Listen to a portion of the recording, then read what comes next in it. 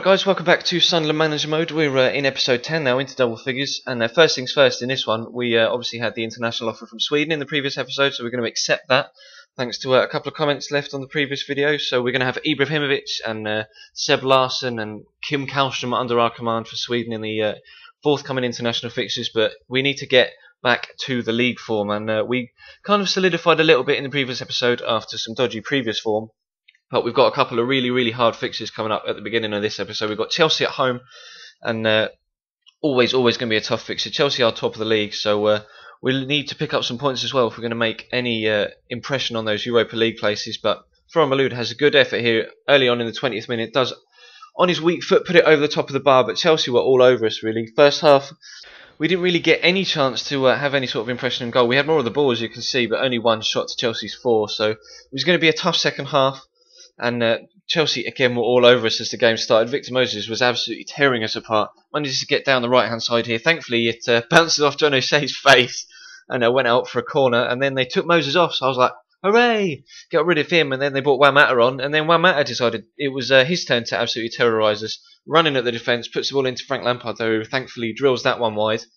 But Adam Johnson here cuts inside, gives the ball to Honda, steps around the defender, has a rifling effort.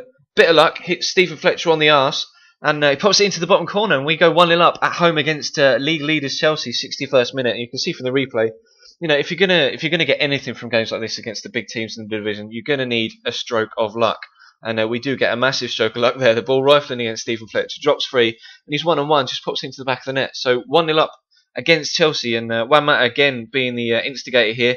Torres doing what Torres does best and completely fluffing a chance. I don't know whether you saw, but he did actually try an overhead kick there for some unknown reason. Slices it straight wide, and that was the last thing he got to do on the pitch. Moses rifled the ball into John O'Shea's face, gets substituted. Torres tries an overhead kick, completely hashes up and gets substituted. So Di Matteo isn't hanging around for any sort of mess, and the ball drops to Bamford there. And Torres' replacement, we do get lucky, and he drills it just wide. But Honda gets played through here, 85th minute. Can we seal it? Can we get a 2-goal lead? David Luiz pulling back on his shirt, but Petr Cech is able to make a very good save, and we do actually get a 1-0 win against Chelsea, which is, well, unexpected to say the least. 4 shots for us, 10 shots for them, but they were wasteful, really. Only 3 shots on target, so we will definitely take those 3 points. Thank you very much. And as if one game against Chelsea wasn't bad enough, the next fixture is Man United away in the rain. And they're starting a very strong side here. Kagawa, Darren Fletcher, Valencia, Rooney, Van Persie, Nani. It's a really strong front line, or front 6 really, for Man United in this game. But the first chance does fall our way. The ball there coming over Honda's shoulder. And that is a really difficult technique to catch that on the volley as it drops from behind you. But he couldn't get anywhere near it anyway as it happens. And the ball trickled on in the rain to David De Gea in goal. Or no, I think it was Lindegaard actually, but never mind. Oxlade-Chamberlain gets a good effort there.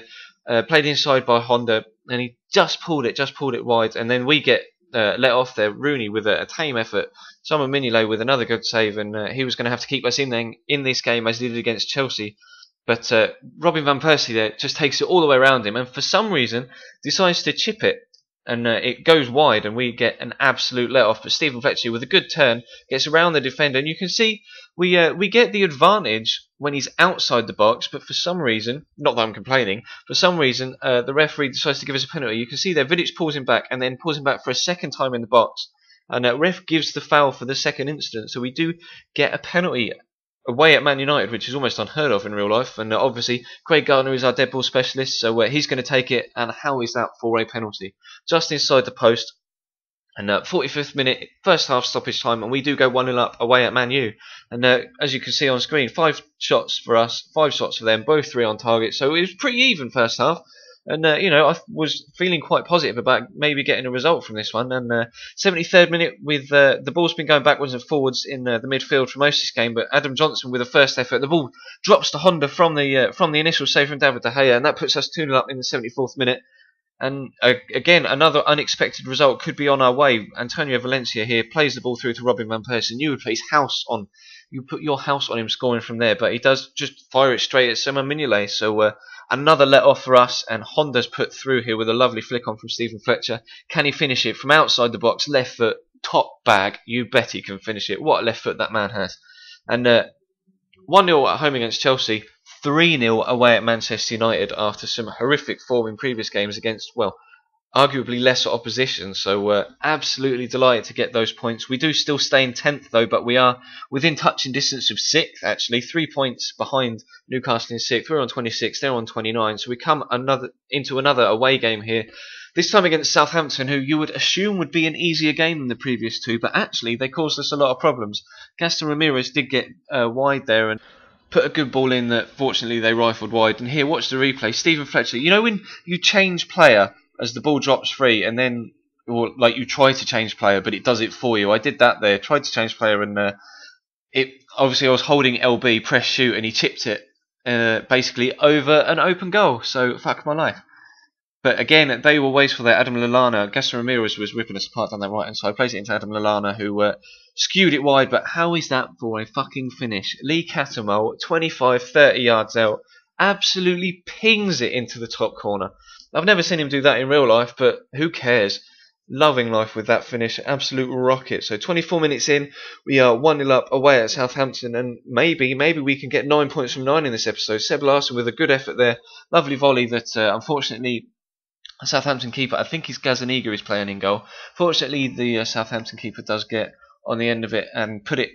Well, he was going out for corner, but the defender recovered it. And James McLean gets through one-on-one here. Normally, his pace is enough to get him away, but as he swings to take the shot, he just ends up face planting the floor. And then it was David Vaughan's turn to throw himself onto the floor. So no real opportunities from those two. Just a bit of over exuberance and acrobatics, but Honda with a good effort there with his left foot, but unfortunately whips it just wide of the post. And Lallana plays a lovely ball in here to Gaston Ramirez, who with chests it down and then takes it around the keeper, volleys it into the back of the net. But fortunately, thank fuck, he was just offside.